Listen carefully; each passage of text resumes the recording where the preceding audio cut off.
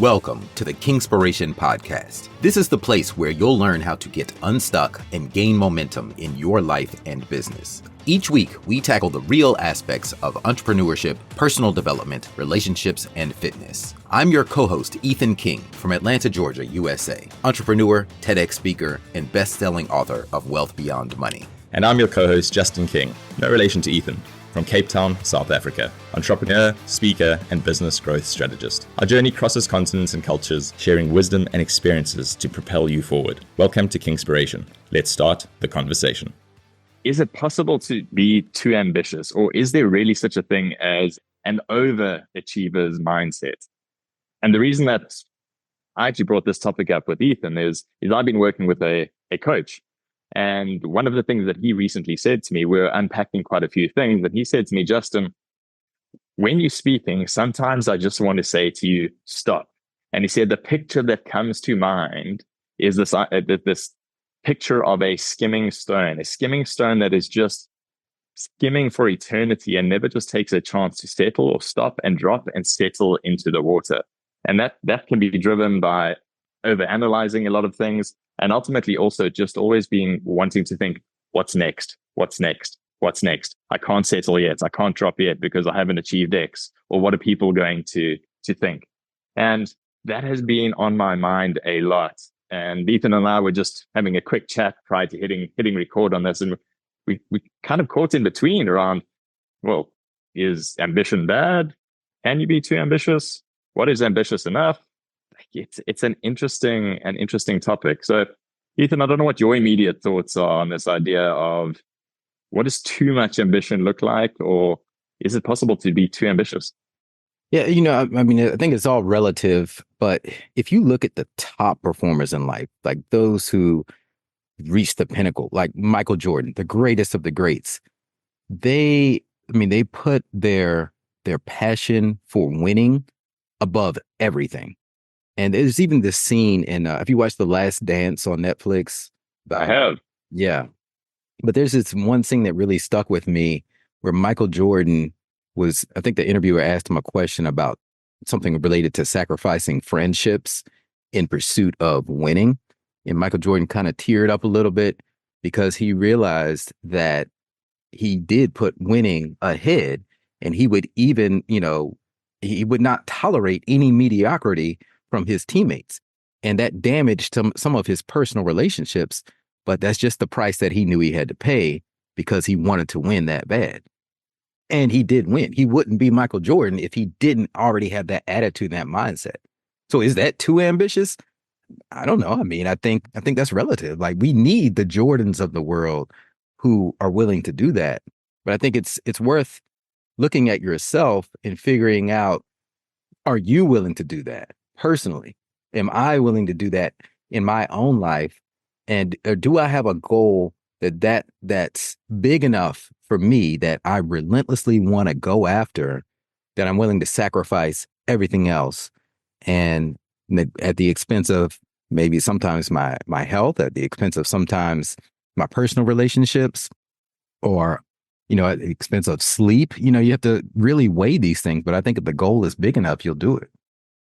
I suppose the question I want to ask, listening to you right now, is, are we saying then that the justification of this ceaseless ambition is, well, let's call it the pursuit of greatness. Let's call it, maybe that's a good term for it. But in the pursuit of greatness, is the collateral damage only justified by actually achieving greatness? Because for every Michael Jordan, I don't know how many other sportsmen, businessmen, anyone that you can think of that has had the same burning desire to achieve this greatness. They've sacrificed their health, they've sacrificed their relationships, they've sacrificed all sorts of things, and they never actually got there. They might have achieved success, but maybe they didn't, or some of them might not have even achieved success. That's quite scary. But ultimately, if they didn't achieve greatness, can we justify everything that, as I say, the collateral damage, for lack of a better term, that was left in the wake on their way there, or they're on their way to attempting to get there? So the pursuit itself, is that worth it? Even if you don't meet the goal, and you still sacrifice them? Is it kind of a lose-lose? Yeah, I don't know. It reminds me. So I just got back from this big trip. I went to 4 different countries, so I had an opportunity to watch a lot of movies on the plane. And I watched this movie called Ad Astra with Brad Pitt and Tommy Lee Jones. And without spoiling it, Tommy Lee Jones, who played the father in the movie, it's a space movie. He left everything behind because he believed that there's other life in the universe. So he got on a spaceship and flew out to Neptune and left his wife and kid behind in pursuit of this goal because it meant that much to him. And he just knew within his heart that there was other life out there. Now, yeah, I guess in that movie, he was like the definition of what you talked about. Like he left in pursuit of it. Now, did he actually find life in another universe or in our universe? You have to watch the movie to find out. But I'll just say that he was one of those people where you may not be the Michael Jordan. You may accomplish something and no one may ever know your name, but you may have made a difference in the world in some way because you believed so strongly in what you were in pursuit of. So it's like, what is failure in your pursuit? It's how you define that as to whether the sacrifice was worth it.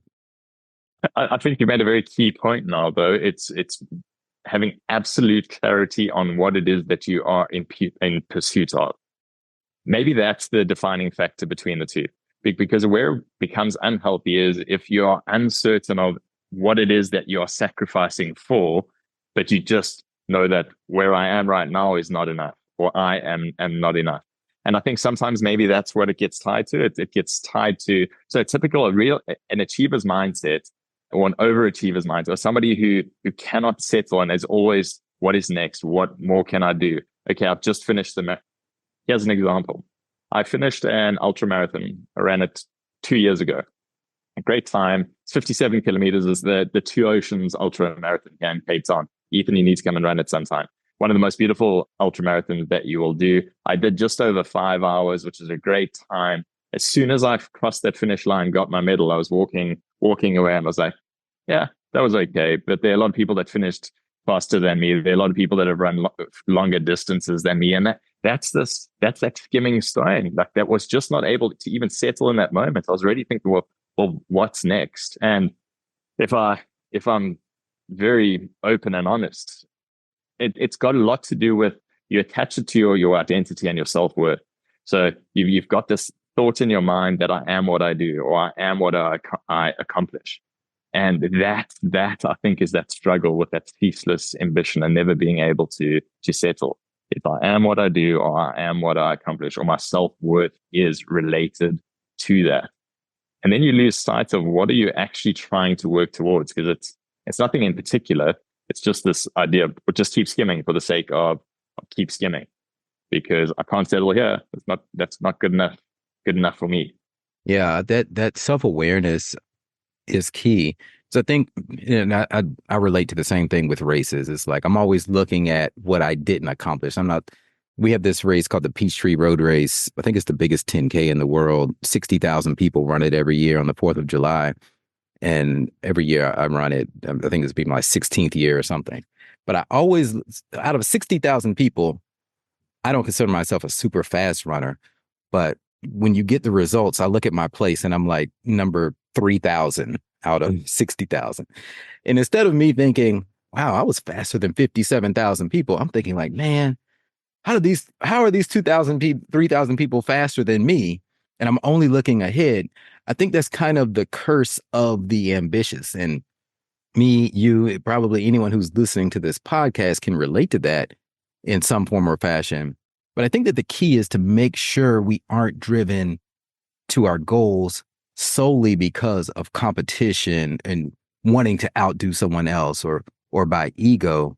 But I think it has to be something deeper intrinsically that pushes us forward, because those are a little bit superficial goals if it's purely to outdo someone else, I think. But if you want to win for yourself because of something inside of you, some burning desire inside of you, I think that that's a much more lasting goal and much more sustainable. So ceaseless ambition can often just be linked to ego. that it's a selfish desire to be more. Yeah. A lot of the time, it can be, and it's yeah.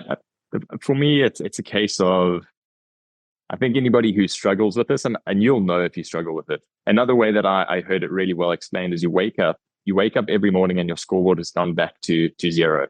And throughout that day, you've got to close the day off at scoring a 10 or 100%, but a 10 out of 10 for the day. Otherwise, you've basically failed the day. You go back to bed, you wake up at zero again, and you've got to score a perfect 10 again. It's this achiever's mindset, this idea that you've got to be achieving perfectionism. And I'm just trying to think. I'm literally, while I'm standing here having this conversation with you, Ethan, I'm trying to think what would help me in this context. And I think it is mapping out. It goes back to a lot of Alex Hormozy spoke about the fact that he doesn't necessarily believe standing in front of the mirror, shouting a million affirmations at yourself. It's this idea of standing in. It's create a stack of undeniable evidence that you are who you say you are. And I think start listing. Well, for me, it's putting down some of those things that I have achieved. And if I was ambitious a year ago, 2 years ago, 3 years ago, would those things that I've achieved, would I have been ticking off on my list? I mean, saying, shit, Justin, well done. That's incredible. And then using that as a stack of undeniable evidence that, you know what, I am actually who I say I am. And my self-worth is validated, and I'm not only, my identity is not only linked to things that I'm going to achieve in the future. So it's also looking at some historical precedent, what you have done, and also cast your mind back a few years and say, geez, you were ambitious then. If you got to where you were now, would you give yourself a pat on the back? And I think actually stopping to pat myself on the back would be a good starting point. I'm using myself as the guinea pig here. I'm trying to think this through. Everything's a balance of spectrum, and you have to, pat yourself on the back, but also not rest on your laurels if you want to continue to achieve greatness. So there's a kind of a give and take there.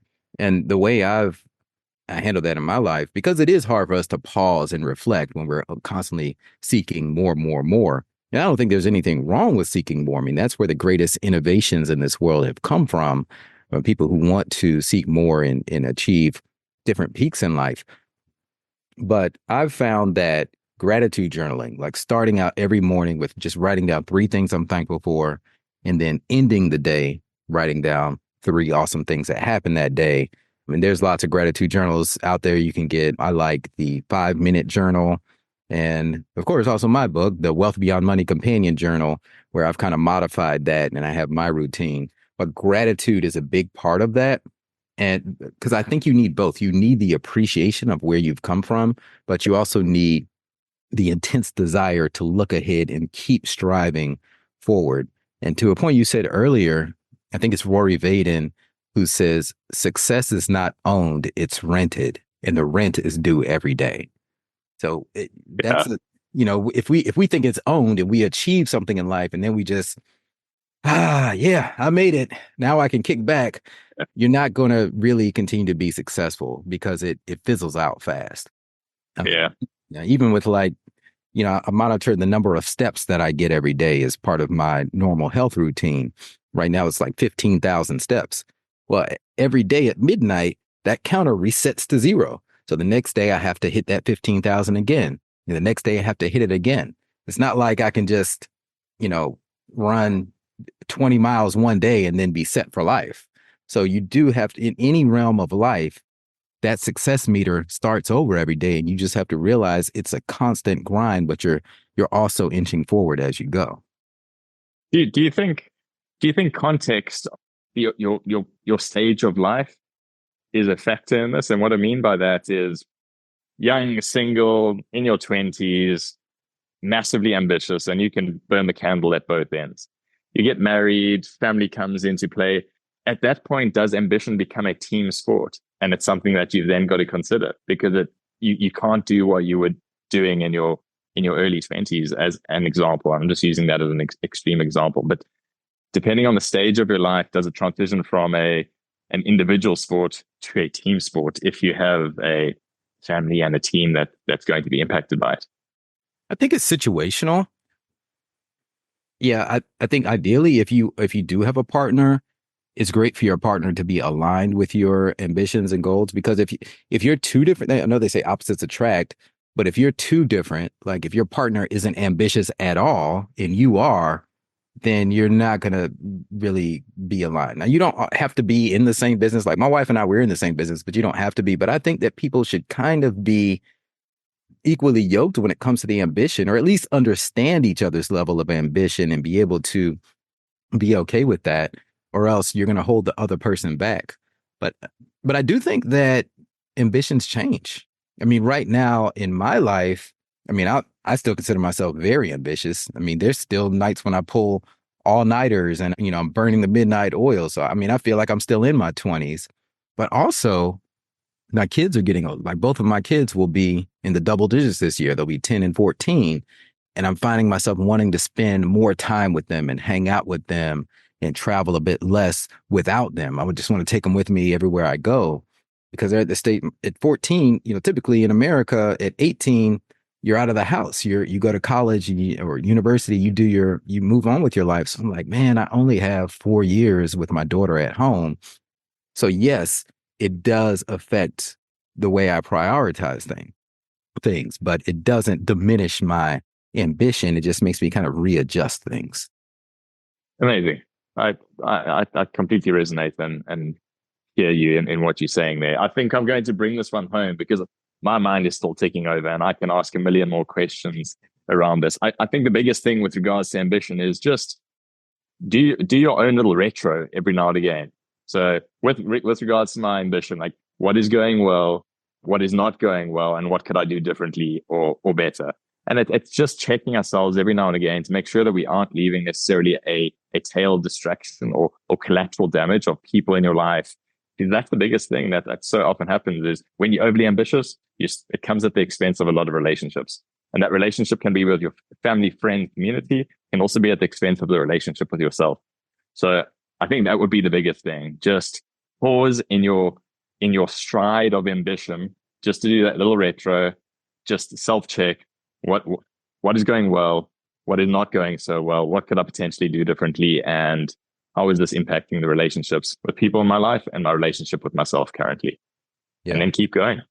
100%. And I would add to that, step 2, if we want to give that, if that were step 1, I think step 2 that we talked about is make sure you're clear on your wants and your needs, and make sure that they are really keyed to you and not driven by outside influence. And then number 3, like you said, build a stack of evidence that you really are who you say you are, and that look at what you've accomplished. Like take that time to reflect, pause, and show gratitude on what you've accomplished to validate who you really are. Brilliant. That's a wrap for today's episode of Kingspiration. We hope this conversation sparked insights to ignite action in your life and business. We're on this journey together, sharing our challenges and successes to help all of us take the next step towards building momentum and ultimately reaching our goals. If you found value in today's episode, please share it with someone else who might benefit and leave us a 5-star review. And remember to hit subscribe so you don't miss out on our weekly conversations. Until next time, keep rolling, keep growing, and keep being inspired.